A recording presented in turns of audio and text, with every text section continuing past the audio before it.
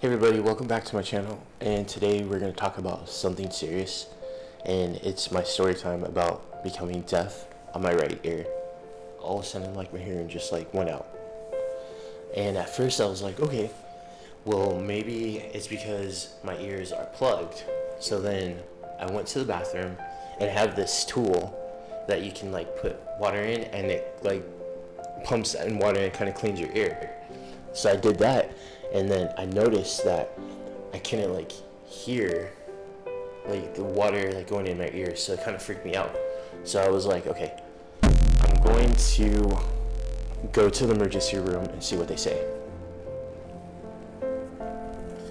And so, mind you, this is around 11 o'clock at night. So I was really scared. And so when I got to the emergency room, they saw me right away, and then the doctor came in and he was asking me questions. He's like, so tell me what happened. And then I told him, I was watching TV, and then my hearing just went out. And then after that happened, I just did the normal stuff. They checked my blood pressure, and then he also took a microscope and was kind of looking in my ears, and then he's like, well, I don't see anything, it's clear. And then he also just had me stand up and walk in a straight line. I don't know why, but he's like, everything's fine. And so they sent me home. And I was just like, okay, maybe I just have something in my ear and it'll just come out by tomorrow.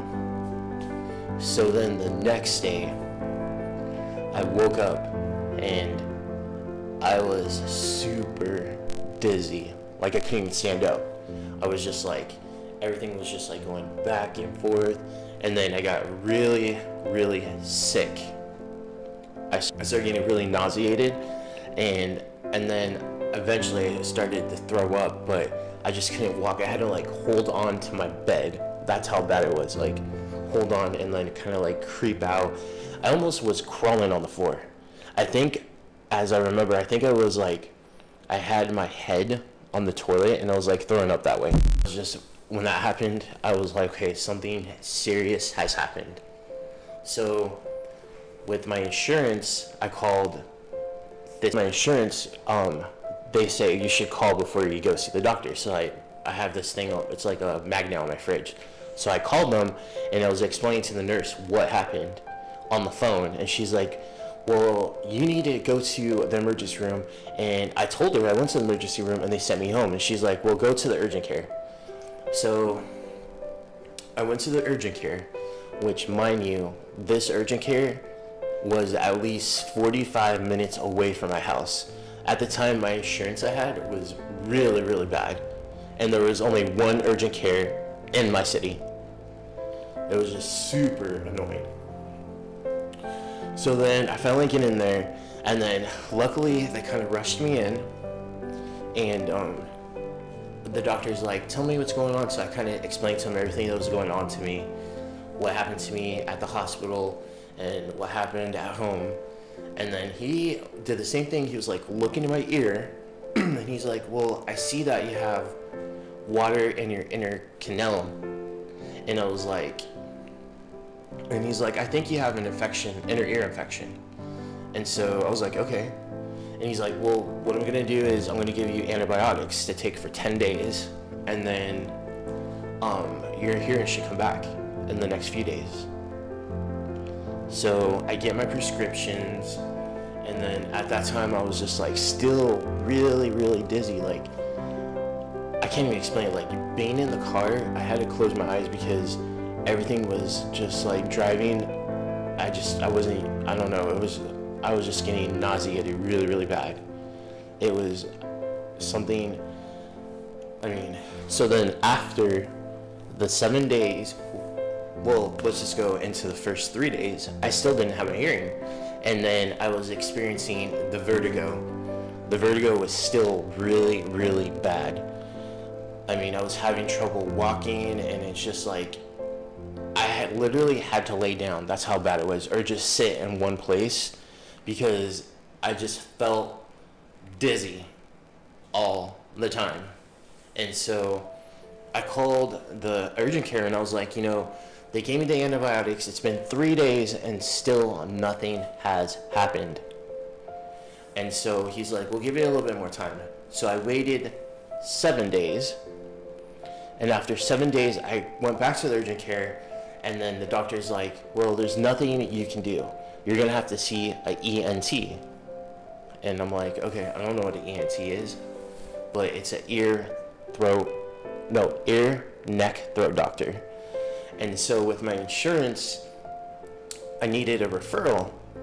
So I waited. Well, actually, I didn't wait. I called immediately from work, and I was like, I need to see an ENT. And they were like, well, first you have to get a referral. I'm like, well, this is kind of like an emergency. I lost my hearing, and I don't know what's going on.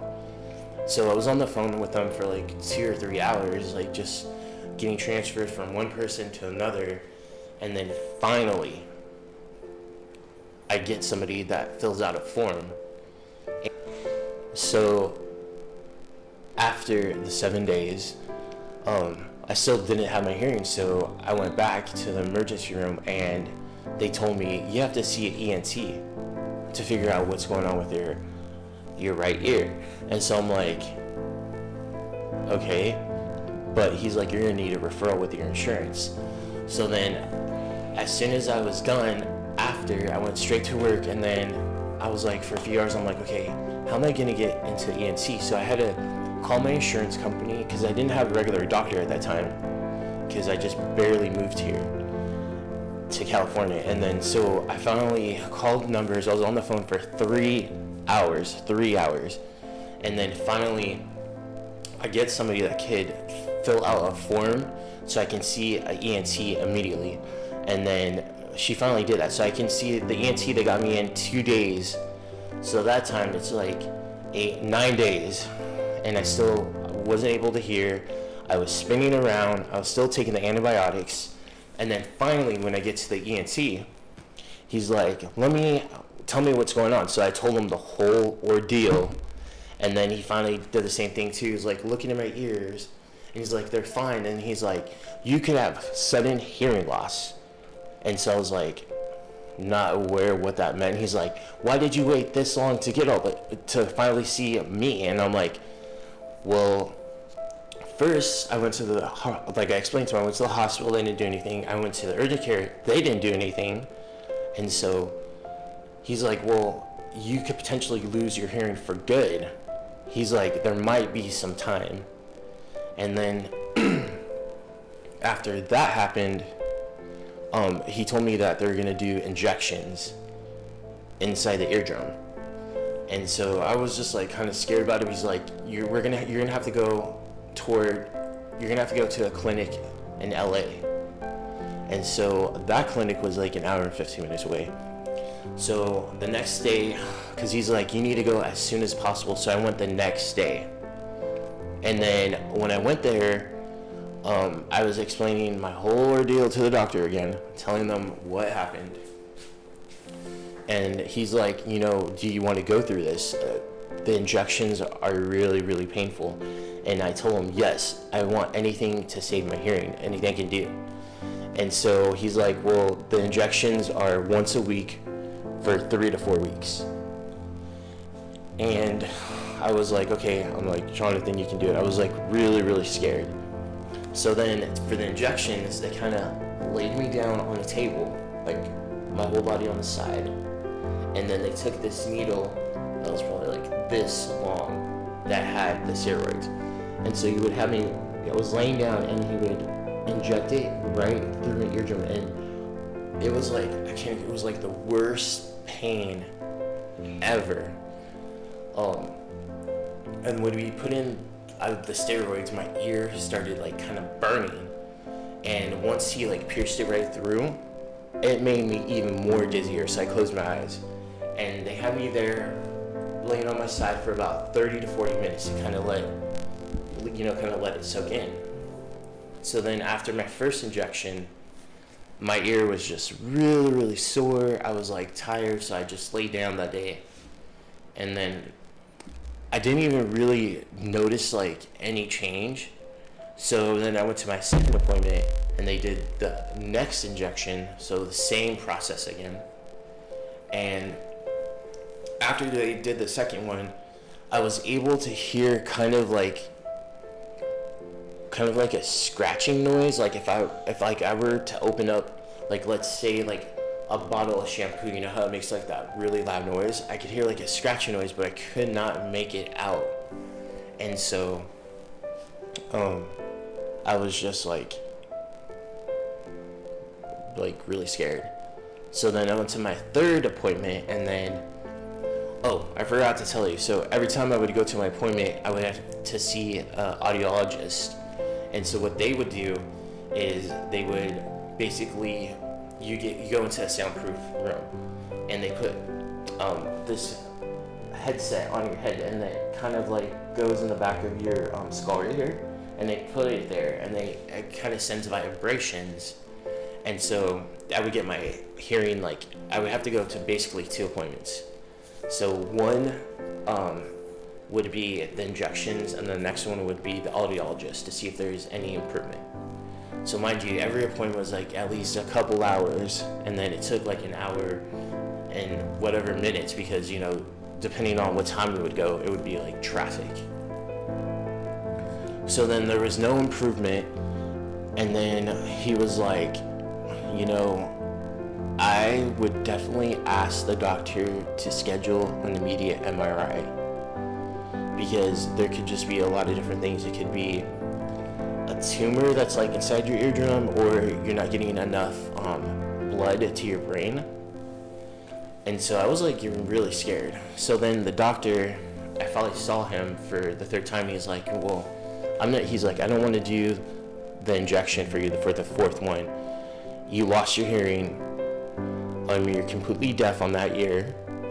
And, you know, he's like, we're going to schedule an immediate MRI. And then he's like,